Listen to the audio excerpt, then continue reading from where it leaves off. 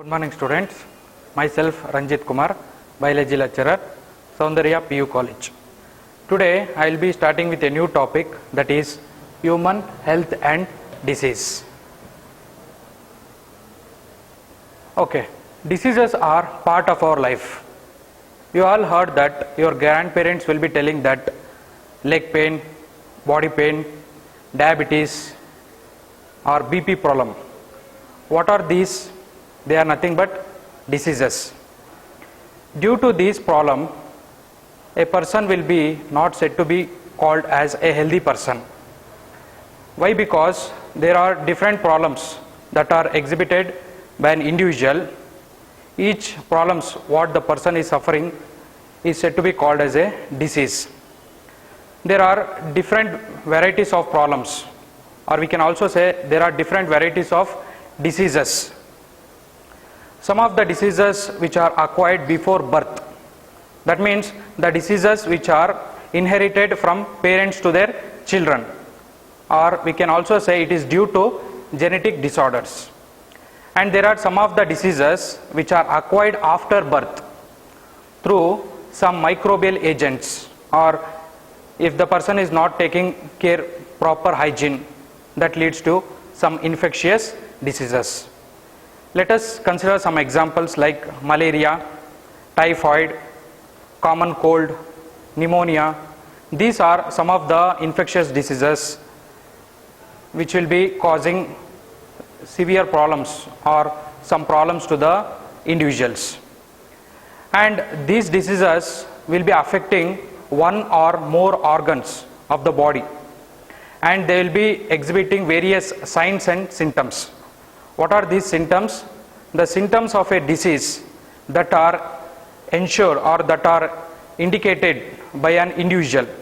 That means we come to know that there is something wrong that is happening in our body, and we can easily identify we are suffering from a disease.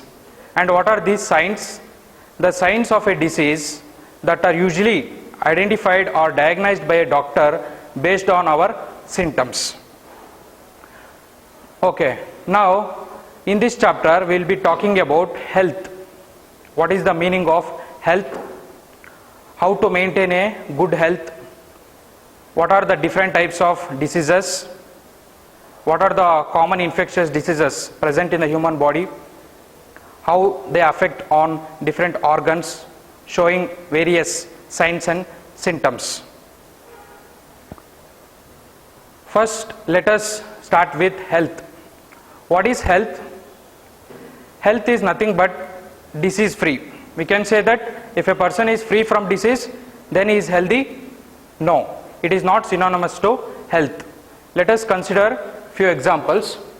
Here in this image you can see a girl who is suffering from fever, and here the children, they are playing or they are doing some exercise. That means they are physically fit. Here in this image, one boy who is mentally upset is showing some negative behavior, who has scored less marks in his exam. He is very much sad, showing some negative emotions.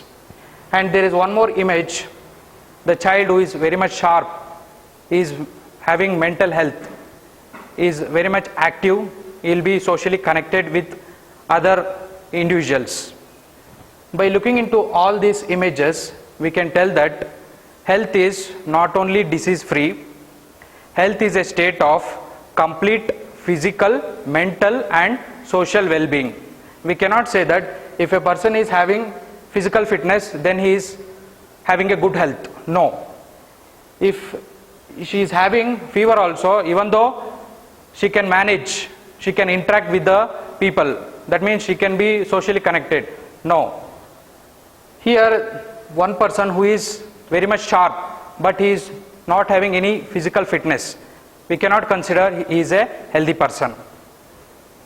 So the meaning of health is nothing but health is a state of complete physical, mental and social well-being. Health is a state of complete physical, mental and social well-being. Now the question is, what is the significance of health, a state of being well enough to function well, whether it is physically, mentally and social well-being, then we can consider the individual is a healthy person.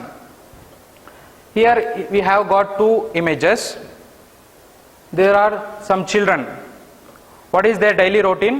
They go to school, they listen to class, they do their homework, and in their free time they go for play. That means they are maintaining a good health. They are interactive with the children, they maintain physical fitness, and they are also maintaining their mental health. Here there is one more image, that is an employee who is working in a company, where we can see social interaction between each other, and they have got some aim to reach to that height. So for that cause they are very much conscious and they are working together. So health is very important. Health is a basic necessity in order to lead a happy life. If we have a good health, we can do any sort of work. That is how we say that health is wealth. If we have a good health, we can do any sort of work and we will be very much happy, we will be socially connected, we will be having good physical fitness to do any sort of exercise, and we will be very much sharp when we come across doing some yoga, meditation, like that. Healthy people are efficient at work.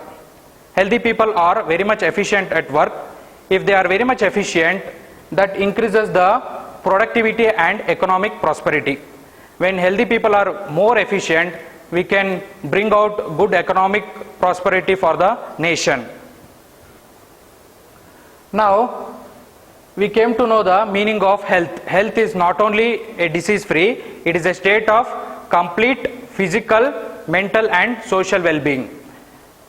Being disease free does not necessarily mean to be healthy. If a person is free from disease, we cannot consider that he is a healthy person. Let us take few examples. Here the sportsman who is fit enough, that means he has got a good physical fitness, he is playing in the ground, he is doing lot of exercise, like that. And dancer is got a good skill of stretching hands, legs, and is very much fascinated in giving so much of stage shows, like that. Singer who is having a good proper breathing and has got a good voice in singing. Old woman, she has got that potential to walk on the road without any support. By that also we can see some unknown conditions that will be present in the woman. We cannot consider that the woman, even though she has got physical fitness, that without any support she can walk on the road. There are some unconditioned unconditioned changes are taking place, that is nothing but a disease. And the singer who is having a proper breathing, we cannot consider that she is a healthy person. And the dancer who has got a good skill of stretching hands, but is not socially connective, is not having a good physical fitness, then we cannot say the dancer is a healthy person. And the sportsman, he has got a good physical fitness, but is not mentally active. If anything, we can say it takes time to grab the information. So these examples does not satisfy for being a healthy person. So to be a healthy person, it is a state of physical, mental and social well-being. Then only we can consider it is a healthy person. Now, what are the factors that affect health? There are some factors that mainly affect health. I told already, there are some genetic disorders. That means the diseases which are affected before our birth. That means the diseases which are transmitted from our parents to the children. That is one case. We can also consider the deficiency with which a child is born and deficiency which the child inherits from parents from birth, that is due to genetic disorders. Second one is infections. If a person is not taking proper care, personal hygiene is not maintained, is not taking regular bath, is not maintaining a good health, that leads to a lot of infectious diseases. And change in lifestyle. Nowadays the lifestyle have been changed due to stress, and we are working overtime. Food habit is also changed. Some people are very much fascinated towards hotel food, and some students especially, they go for roadside food items. And water, some villages they will be not having good potable water, they may be drink some river water, like that. Rest, nowadays we are very much fascinated towards working, overtime working, there is no proper rest for the body. Nowadays we are not doing regular exercise, that means we are not taking care about our body. Physical fitness is a must in order to keep our body healthy. And maintaining good habits, one should have a good habits in reading newspaper, listening to melodious song, or doing prayer at the morning. Some good habits should be followed in order to change our lifestyle in a very good manner, so that we can lead a happy and prosperous life. How do we maintain a good health? Now the question is, how do we maintain a good health? First point is balanced diet. We all know that maintaining, some people will tell that diet, I am going for a diet, eating some fruits, salad, dessert. That doesn't mean you keep our body healthy. Balanced diet means it should include all the nutritious food like carbohydrates, proteins, lipids, vitamins, minerals, roughage. All these nutritious food should be given to the body in a equal proportion, so that we can get a balanced diet food in order to maintain a good health. Personal hygiene. Personal hygiene is very much important. Everyone should take care about their body. For example, taking bath daily, changing the clothes, and one should have awareness about the disease, and doing regular exercise in order to maintain a good health. To be physically fit, everyone should practice doing regular exercise. Practicing yoga to achieve physical and mental health. Yoga is a physical as well as spiritual practice in order to keep our mind calm, and it also supports our body to get good information, so that it also reduces our stress level. Awareness about the diseases and their effect on different bodily functions. One should have awareness about the diseases. If some diseases occur, what are the precautions should be taken? That should have awareness among each and every individual, so that we can maintain a good health. Vaccination against infectious diseases. What is this vaccination? Vaccination are the chemicals given to an individual before a disease arises. That means in order to prevent the diseases, we are giving vaccine. For example, when we are at young, we are given polio drops, and we will be given some tetanus injections or chickenpox vaccination. In order to avoid some infectious diseases, vaccination is a must against infectious diseases. Proper disposal of waste. Any excretory waste or any garbage waste, that should be deposited from out of town or any open field, so that it should not affect the human health. And especially in some villages, there is no any proper sanitation, that leads to proper more amount of infectious diseases. So you should take care about this proper disposal of waste.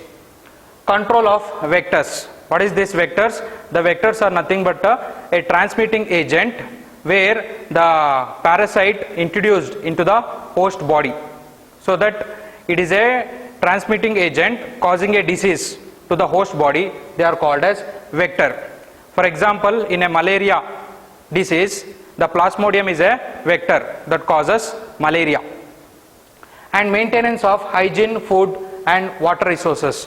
Whatever the food what we take, it should be cleanly washed, and it should be cooked properly, and it should be digested. For digestion, we should do regular exercise, so that we can maintain a good health. And water resources. We should always drink a good water so that it should not be any contaminated water. So one should take care about drinking pure potable water. Next, what is disease? Disease, I have already told, disease is nothing but if a person feel uncomfortable or uneasiness, then he can easily recognize that I am facing some problem. That is nothing but a disease. Improper functioning of one or more organ or system of the body is adversely affected, which is characterized by various signs and symptoms, that is called as disease. I will repeat, improper functioning of one or more organ or system of the body is adversely affected, which is characterized by various signs and symptoms, which is termed as disease. That means if there is something wrong happening in our body, that is an indicator that tells you that your body is suffering from a disease. It may affect one organ or sometimes more organ, or sometimes the organ system will be affected. How it can be detected? Through signs and symptoms. That is how we define disease. There are two types of disease. First one is infectious disease, second one is non-infectious disease. Infectious disease, as the name says, the diseases which is transmitted from one person to another person is called as infectious disease. The diseases which is transmitted from one person to another person is called infectious diseases. How these infectious diseases spread? These infectious diseases spread through mere touch. If the person is infected with some disease, if a healthy person touch him through shake hands or through hugging or kissing, the infectious diseases may spread through a healthy person. Or sharing of utensils, food item, or sharing common clothes, that also causes infectious diseases. And through sexual contact also, if a person undergoes one or two sexual intercourse, then he will be suffering from sexually transmitted diseases. And the infectious diseases can also spread through a medium like air, water. For example, if a person is having cold, if he sneezes, that droplets may move to the place where the healthy person is standing, and that is how the infectious diseases is spread from one person to another person. So what is the care should be taken is, he should hold the hands before sneezing so that infectious diseases can be reduced. These infectious diseases are also called as communicable diseases. Why they are called as communicable disease? Because they communicate the diseases from one person to another person, or they will be transmitting the disease from one person to another person, hence they are also called as communicable diseases. Example, chicken pox, common cold, AIDS. These are the few examples of infectious diseases. Next, what is non-infectious diseases? As the name says, non-infectious. The diseases which is not transmitted from one person to another person, then it is termed as non-infectious diseases, and it is also called as non-communicable diseases. These diseases are genetic in nature. Sometimes the diseases may inherit from parents to children. However, this kind of disease affect due to some environmental factors or due to some accidental factors. Sometimes the environment is not favorable. It includes some microbes, or proper hygiene is not taken care, that leads to infectious diseases. That is about non-infectious disease. Or due to some accidental factors. If a person has got met with an accident, one part of the organ is injured, that leads to diseases. For example, asthma, diabetes, cancer. These are some of the examples for non-infectious diseases. Now, moving on to the next concept, that is common diseases in humans. Before going to the common infectious diseases in humans, there are certain terminologies related to infection. Let us see that. First one is pathogen. What is this pathogen? Pathogen are nothing but it is a disease causing organism.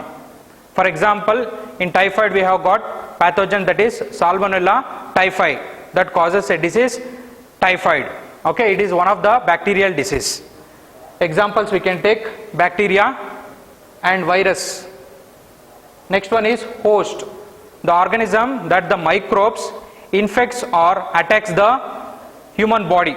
They are called as host. For example, human body is a host where other organisms can be present inside our body and it can derive the nutrients.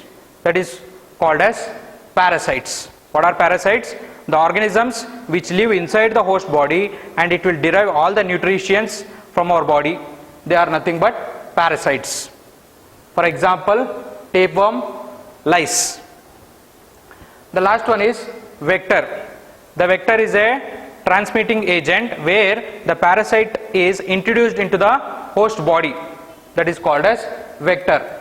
I have already told, in malaria we have got a vector, that is Plasmodium, that causes a disease, malaria or malarial fever. And one more example we can take, flies. One that is housefly, which causes a disease, amoebic dysentery. Next, there are some common infectious diseases in man. Let us list out. First one is typhoid, pneumonia, common cold, malaria, amoebiasis, or it is also called as amoebic dysentery. Amoebiasis is also called as amoebic dysentery, ascariasis, elephantiasis or filariasis, and the last one is ringworm disease. There are 8 common infectious diseases in man. Let us study one by one. First one is typhoid. What is the pathogen that causes a disease typhoid? That is Salmonella typhi. It is a bacterial pathogen. Which are the organs mainly affected? Small intestine. And later it migrates to the other organs through a blood stream. How the transmission is taking place? When a person eats the contaminated food or when he drink a contaminated water, it will be affecting mainly the small intestine. It not only affects the small intestine and later it migrates to other organs through a blood stream or through a medium, that is blood. What are the symptoms that is seen in this typhoid disease? First one is sustained high fever, that is 39 degrees Celsius to 40 degrees Celsius. Sustained high fever means the degree Celsius that will be changed for every period of time for about 1 day, like that. And the person become very much weak, stomach pain, constipation. Constipation is nothing but the person feel difficulty in removing the feces or excretory waste. Headache and loss of appetite. Loss of appetite means a person feel no hunger. That is nothing but loss of appetite. And if the typhoid disease, it is very much serious case, there will be intestinal perforation.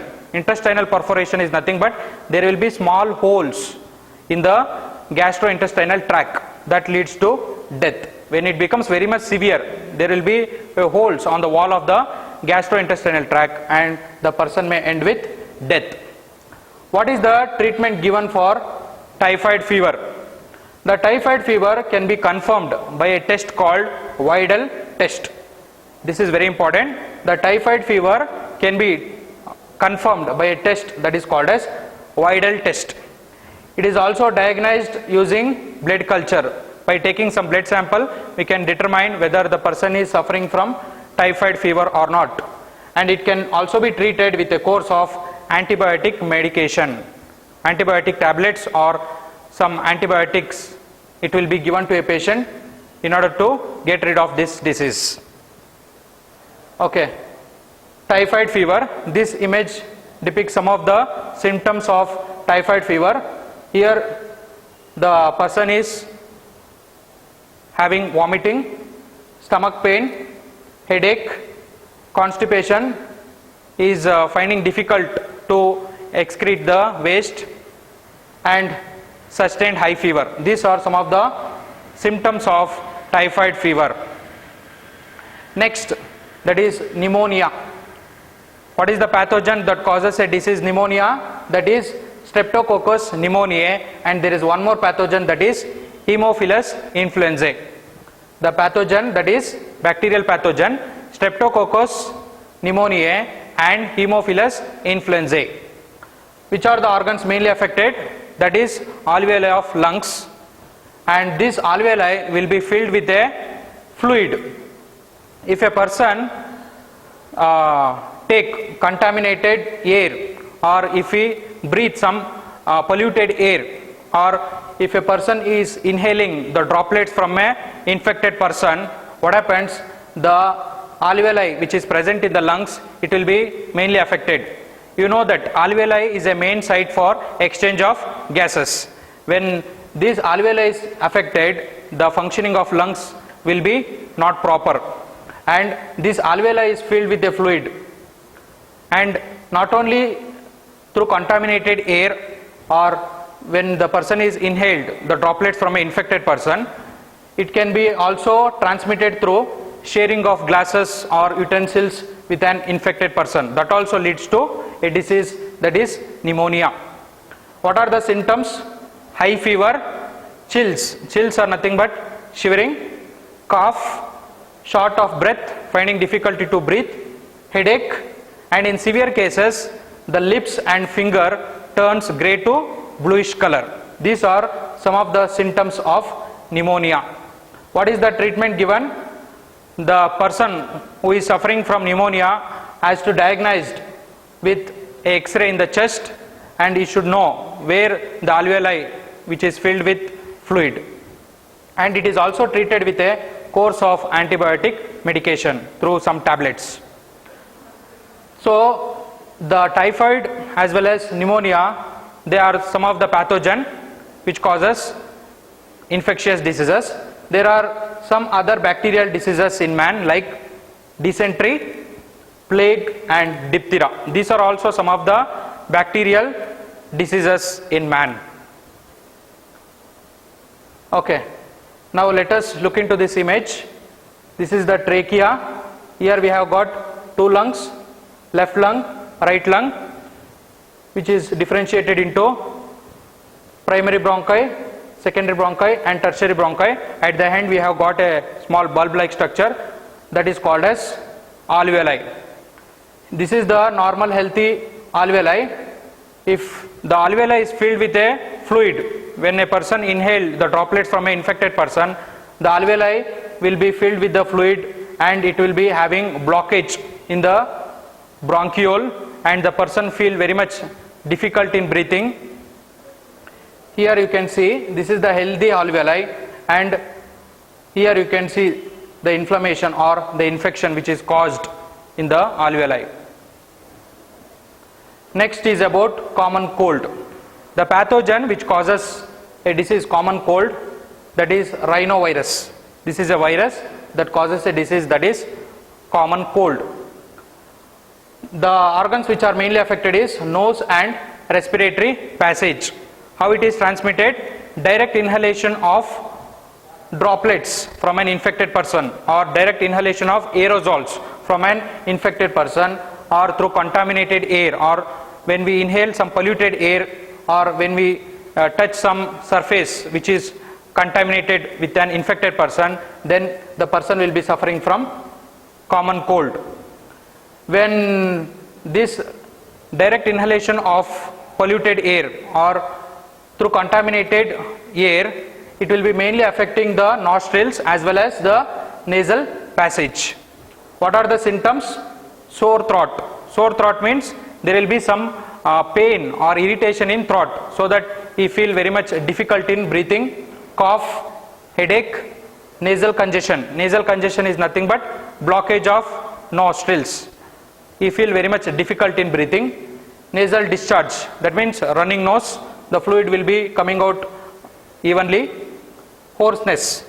Hoarseness means change in voice. The voice quality will be changed. He feel very much difficulty to speak also. Now what is the treatment given for common cold?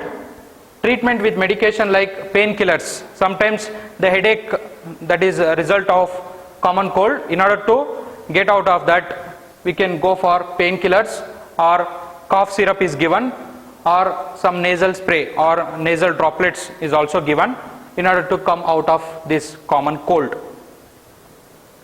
Okay, this is the image that depicts the common cold with certain symptoms: headache, tiredness, body ache, sore throat, cough, running nose, and also fever. Okay, next disease is malaria. The pathogen which causes a malarial disease, that is Plasmodium vivax, Plasmodium malariae, Plasmodium ovale, Plasmodium falciparum. Generally we consider Plasmodium vivax. What are the organs affected by this disease? Liver cells and RBC. How it is transmitted? It is transmitted by biting of Anopheles female mosquito. When it bites, it mainly affects the liver cells as well as RBC. What are the symptoms seen? High fever, chills, fever occurs on every alternate day, and also headache and vomiting. What is the treatment given for this disease?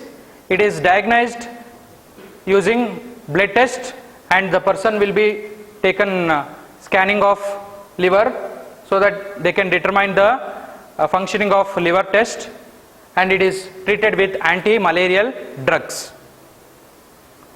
Now let us see the stages in life cycle of Plasmodium, how the life cycle of Plasmodium takes place. It involves two hosts. First one is human, second one is mosquito. When the mosquito bites an infected person, it sucks the blood and it also takes up the gametocytes. Inside the body of mosquito, the gametocytes, that is the Plasmodium of gametocyte, is also present along with the blood.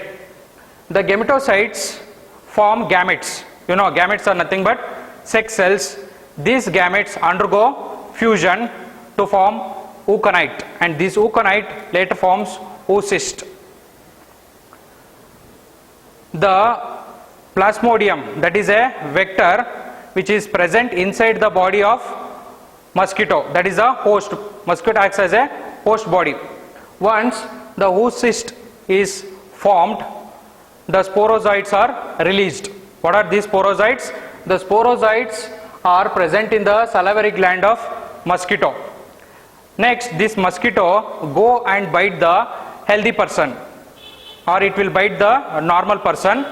The sporozoites which is present in the salivary gland, it will directly enter the liver cells. The liver cells, in liver cells it has got different number of cells. Each and every cells will be affected, and these liver cells will get ruptured and it will finally burst out. Later the sporozoites will be passed down to the RBCs. Each and every cell of the RBC will undergo asexual reproduction and it will get ruptured. During this time, the mosquito produces a chemical, or what we call the toxic substance called hemozoin, and this sporozoites produces the gametocytes that takes place inside the human body. When this mosquito bites the person having hemozoin, that causes a disease, that is malaria. I will just repeat the stages involved in the life cycle of Plasmodium. It involves two hosts. First one is human being, second one is mosquito. When the mosquito bites a infected person, it sucks the blood from a person and it also takes up the gametocytes. The gametocytes which is present inside the body along with the blood. So what happens? The gametocytes give rise to gametes. These gametes undergo fusion to form ooconite. Ooconite leads to oocyst. So the development and the fertilization and development takes place inside the body of mosquito. The sporozoites are formed. They are stored in salivary gland. The sporozoites, after the formation of oocyst, these sporozoites are released. Whenever this mosquito go and bite a healthy person, the sporozoites which is stored in the salivary gland, that will be released directly into the liver cells. These liver cells, each and every cells will be affected and they undergo asexual reproduction and finally it will burst out. Later these sporozoites move on to the RBC cells. Here also RBC cells undergo asexual reproduction and they finally rupture by releasing a toxic substance, that is hemozoin. This hemozoin is very much responsible in causing various symptoms like fever, chill, headache, like that. And these gametocytes are formed by sporozoites. This is the cycle, it will continue further. This is about the life cycle of Plasmodium. The next disease is amoebiasis. Amoebiasis is also called as amoebic dysentery. The pathogen which causes amoebiasis, that is Entamoeba histolytica. It is a protozoan parasite. Parasite means it will be introduced into the host body where it derives the nutrients from the host body. The pathogen that is called as Entamoeba histolytica. What are the organs affected? Large intestine of man. How it is transmitted? I have already told that housefly, it is one of the vector where it carries the contaminated water and with the fecal matter. These housefly go around with some garbages or fecal matter and it again come and sit on the food items. When a healthy person eat such type of food item, he will be suffering from this disease, that is amoebic dysentery. So here the housefly acts as a mechanical carrier in contaminating the food, water with fecal matter. What are the symptoms? Constipation, abdominal pain, cramps. Cramps means there will be difficult in involuntary functions of muscles. Stools with excess mucus and blood. Sometimes the person may excrete the feces along with blood as well as mucus. The mucus is nothing but a small smooth lining of tissues where it will be come out or it will be teared out along with the blood. What is the treatment given for amoebiasis? The treatment, that is anti-amoebic drugs, which is given for intestine as well as liver, and one of the remedies should be followed is cleanliness is must. We should keep our surrounding clean and proper sanitation is a must in order to maintain a healthy life. Okay, the image that depicts amoebiasis. Here a village boy who is drinking a contaminated water. This water is polluted with housefly which will be contaminated with some fecal matter. When a person drinks that contaminated water or when he take the contaminated food, he will be suffering from this disease, that is amoebiasis or also called as amoebic dysentery. Okay. The next disease is ascariasis. It is caused by a pathogen, that is Ascaris lumbricoides. It is commonly called as roundworms. What is the organ mainly affected? Intestine of man.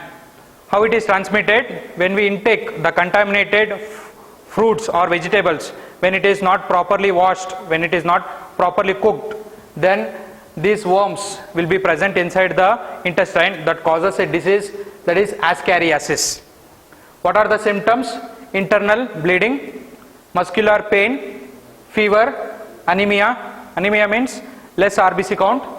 Sometimes there will be blockage in intestinal passage due to what?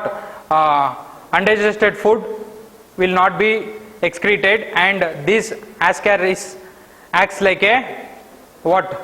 Parasite where they derive the nutritious food from our host body. What is the treatment given?